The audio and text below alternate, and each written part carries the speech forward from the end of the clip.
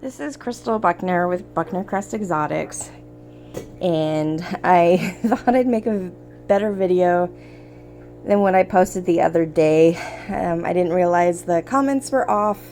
I think it's because I said it was safe for kids, but I realized I didn't explain exactly why I set it up the way I did and why I was taking temperatures. Here's little Sheila. She's probably gonna ditch whenever I start talking. She's out. So what I was meaning by these being temporary enclosures, these aren't really ideal. They are glass enclosures with the metal screen tops. They're okay for right now because they are babies. And instead of, I put them long ways so that they have room to get away from me. So I'm not freaking them out by constantly staring at them. She's getting a lot more comfortable with me, but she still has her ditch moments. So this is kind of a pain in the butt because it's about 3 feet long, and I only have about 18 inches on the sides here. So reason why I was taking the temperature of these is because I wanted to make sure that she can bask in different locations. I have about 3 lights, and these have they're halogen, and I think with the 3 I'm sitting about probably 200 wattage. I have a UBV long ways. I was messing with the top. I want to make sure she gets her UVB, and these are the metal tops that you can put on the 40-gallon breeders. But like I was saying, what I was measuring in the wild, these guys, the Varanus T Tristis, are from Australia, and they live in just about, you can find these guys everywhere in Australia. They're semi-arboreal. They like living, at the bottom of the trees. So that's what I was trying to incorporate with this enclosure. I wanted to get a little slice of the biotope. So I've got spider wood to kind of hold up my cork bark logs, but the temperature on the cork bark logs are not going to be the same as the slate. So the slate is exactly 6 inches from that very top light. So it gets really hot up here, like 150, sometimes 160. Now she likes to go underneath the slate, and I showed you the temperatures before. It ranges from like 100, but when she basks, she also likes to lay how this cork bark kind of goes up. She'll lay across that, or like you saw how she was on this perch right here on the spider wood. So those are her main places that she likes to go. And the substrate I got here, let's see if you can see it. So I had to make my own substrate. I put a nice thick layer of, I think this is the sphagnum peat moss, organic.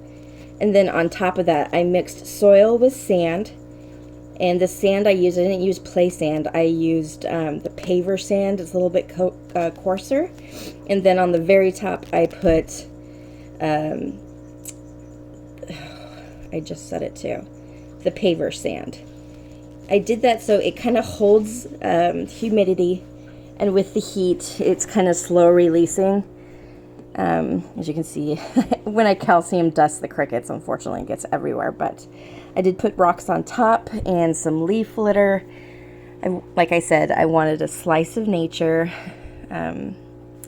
fake plant, and it's all standing on another piece of slate rock, and I have braces on the slate rock, so if she does dig under, it's not going to collapse because they do like to burrow sometimes.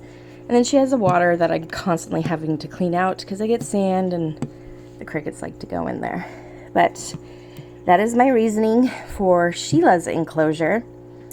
And the reason why I say these 40-gallon breeders aren't really ideal, but in my location they are. I live in the Pacific Northwest. I live in the Hood Canal, so I have literally the water is right. I have waterfront property, and this particular room that I have them in is slab on grade, so it's a concrete floor. And this is, I'm sure you can hear humming in the background, that is my fish tanks. So this is also my fish room. So the humidity does stay in here. They don't take high humidity, but I'm not completely drying them out. And I want to be able to kind of create maybe like a rainstorm for them once every 2 weeks. Just hand spray in there to just kind of mimic rain. So that's hers. This is Sheila, the first female. Now this one, of course, I put the sand in here wet and it got really dirty, and I'm having a hard time getting the paver sand off the glass. So it's kind of a pain in the butt. So this one is, I did the same thing. There's spiderwood holding up these cork tubes. I ran out of slate, but I would like to put a piece of slate right here underneath this heat lamp, so that there could be a hot hide. There's 6 inches right here, and then there's different areas for her to thermoregulate and hide. So there's the inside of this cork bark, and I don't think it's going to show, but you can see all the way to the very top with that cork bark. So they think they're hidden, but I can still get a good look.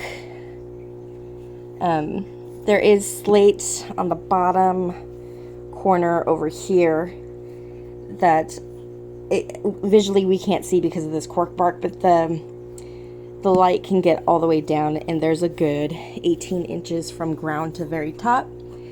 And like I was showing how she can thermoregulate.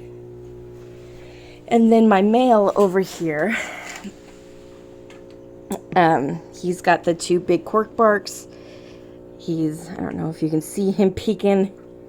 Whenever I start talking, he always pokes his head out, trying to figure out what the heck I'm doing. Oh, where are you, bud?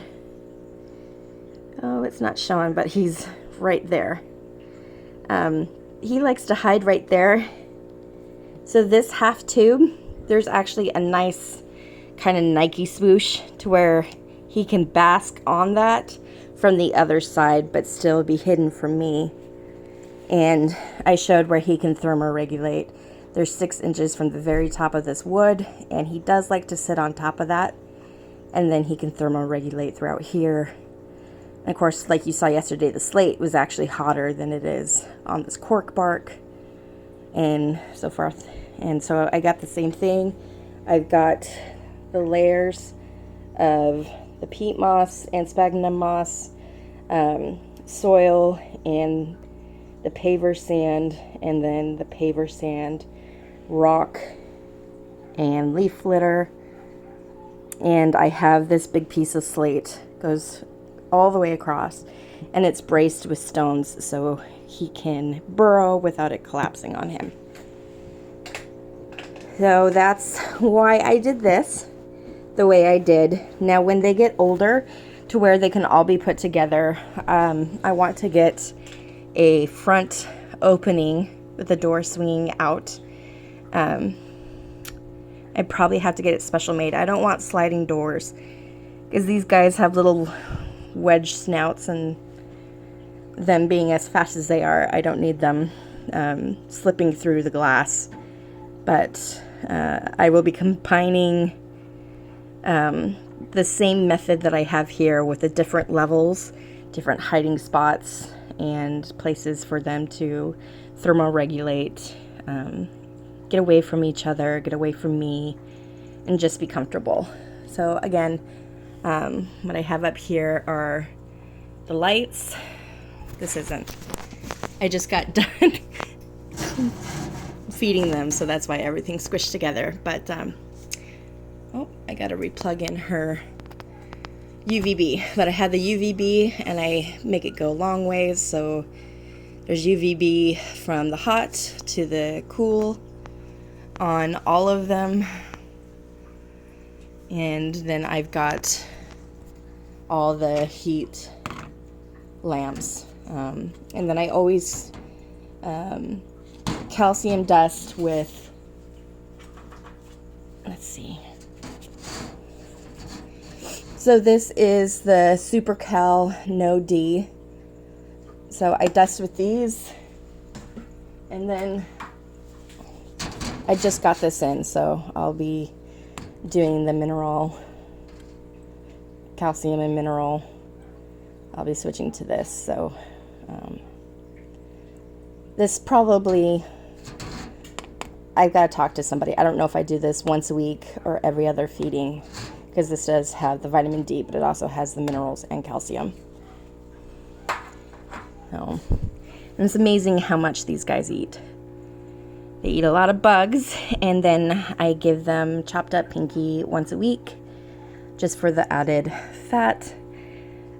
They're mainly insect eaters, but here you go. I wanted a better explanation to why I do things, and I look forward to sharing these guys with you. So if you have any questions, feel free to drop them down below, and I will answer them as quick as I can. Thank you guys. Bye.